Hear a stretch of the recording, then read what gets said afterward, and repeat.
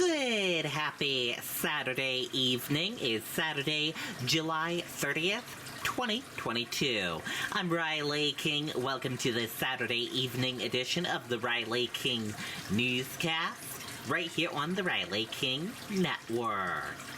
Let's begin with this Saturday evening edition of the Riley King Newscast right now.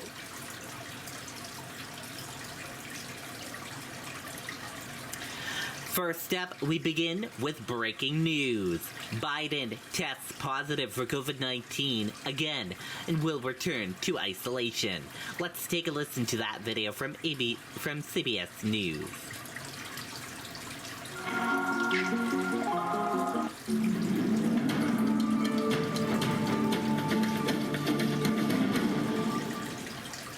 Hello everyone, I'm Erica Brown. Thanks for joining us here on CBS News. We have breaking news at this hour.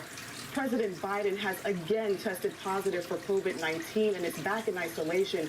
Just last week, the president tested positive for the virus. He experienced mild symptoms and was treated with Paxlovid. He then had 4 negative tests beginning on Tuesday night. After a second test on Wednesday, he came out of isolation and credited his speedy recovery with advancements made in fighting the pandemic. The White House says the president continued to test negative until this morning. Doctors say the president has a rebound case, something a small number of those treated with Paxlovid experienced. The White House says Mr. Biden has not had any symptoms reemerge. Okay, and there you go on that video and that report.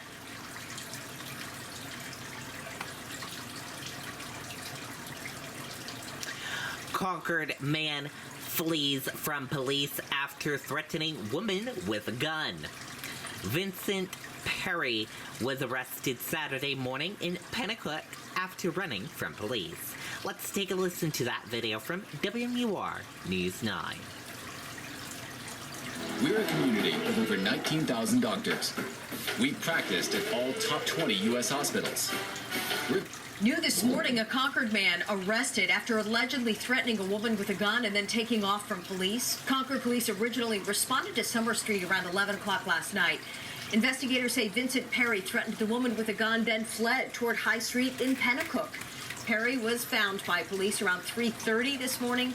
He is now facing multiple charges, including 2 felonies. Okay, and there you go on that video and that report.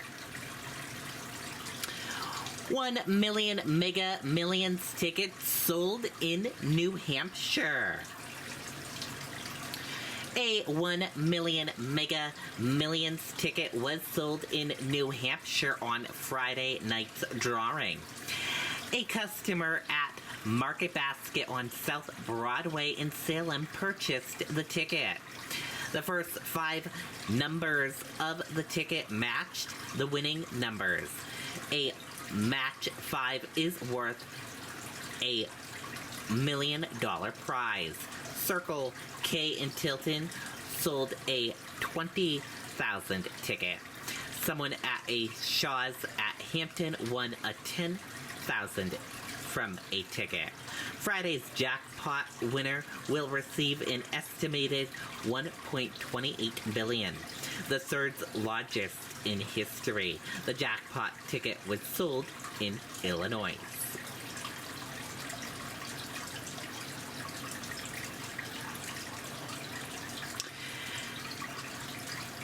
House votes to pass assault weapons ban. Let's take a listen to that video from NBC News. This morning, House Democrats kicking off a month-long recess with the first step to a legislative victory for the Biden administration. The yeas are 217. The nays are 213. Narrowly passing a ban on assault weapons for the first time since 1994, after a string of mass shootings with AR-15s. Congressman Chris Jacobs, whose district includes parts of a still reeling Buffalo, one of just 2 Republicans voting yes. 10 people killed and 13 in total shot by AR-15. President Biden praising the passage in a statement Friday night and urging senators to move quickly. But the bill is likely doomed in an evenly divided Senate that was forced to strip the ban to pass historic gun legislation in June. Democrats vowing to fill in the deal's gaps ever since. With just over a week before the Senate summer break, Democrats there are focused on guaranteeing their own win with a sweeping tax reform and climate bill. But its fate depends on the attendance and support of every Senate Democrat. Eyes now turning to moderate Senator Kyrsten Sinema of Arizona, who was not part of late negotiations. Leader Schumer telling NBC's Ali Vitale he's optimistic despite Sinema's silence.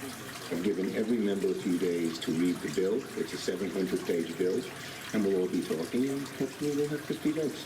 Another factor complicating its fate, a rising number of COVID cases among senators. Senate Democrats masking up and holding their breath that the bill passes and pushes their party's stalled agenda back into motion. And with new government data showing inflation and interest rates continuing to rise, Democrats are hoping that this reconciliation deal will restore Americans' confidence in the economy and their party ahead of the midterm elections. Kristen and Peter. Yeah, Ali Rafa, the drama continues to unfold here in Washington. Thank you. Okay, and there you go Thanks on for watching our that YouTube video. channel. Find your favorite recipes, celebrity. There you go on that video and that report. Thank you for joining us for this evening edition of the Riley King Newscast, right here on the Riley King Network. Good night and goodbye.